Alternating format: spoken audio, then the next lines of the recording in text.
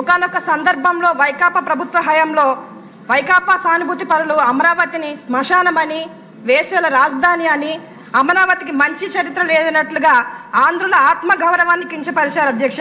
అంటే ఎంత నీచంగా ప్రవర్తించారో ఒకసారి గుర్తించుకోవాలి అధ్యక్ష. ఇదంతా కేవలం తెదేపా నేతలకు వ్యాపారం కోసం భూసేకరణ చేసినట్లు, అందులోనూ అంతా తెలుగుదేశం వారే ఉన్నట్లుగా వక్రీకరించడం మర్చిపోలేనటువంటి సందర్భం అధ్యక్ష. మాజీ ముఖ్యమంత్రి జగన్మోహన్ రెడ్డి గారికి అసలు తెలుగువాడి చరిత్ర తెలుసునో లేదో కానీ మన తెలుగు పుస్తకాల్లో చూస్తే ఈరోజు అమరావతి నగర అపురూప శిల్పాలు, త్యాగయ్య గొంతులో తారాడు నాదాలు, తిక్కన్న కలంలో తియ్యందనాలనే ఒక పద్యం ఉంది అధ్యక్ష. అంటే అమరావతికి ఎంత పురాతన ప్రాచుర్యం ఉందో ఒకసారి అర్థం చేసుకోవాలి అధ్యక్ష.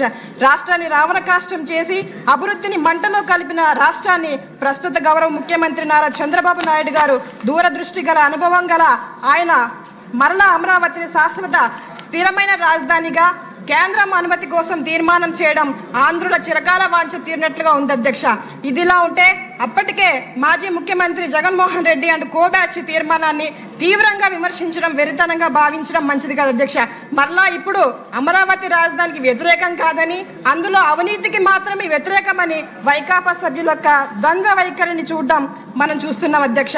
ఏది ఏమైనా ఒక అభివృద్ధి చేసేటువంటి అనుభవం గల సమర్థ నాయకునికి, ఒక అనుభవం లేమి గల అభివృద్ధి వినాశకారి నాయకుని పాలనకు మధ్య జరిగిన పాలనగా చరిత్రలో గుర్తుండిపోయి ఒక మహాఘట్టమని తెలియజేస్తా ఉన్నాను అధ్యక్ష. గౌరవ ముఖ్యమంత్రి నారా చంద్రబాబు నాయుడు గారు తీసుకున్నటువంటి ఈ మంచి నిర్ణయాన్ని నేను మనస్ఫూర్తిగా స్వాగతిస్తున్నాను అధ్యక్ష. ధన్యవాదాలు.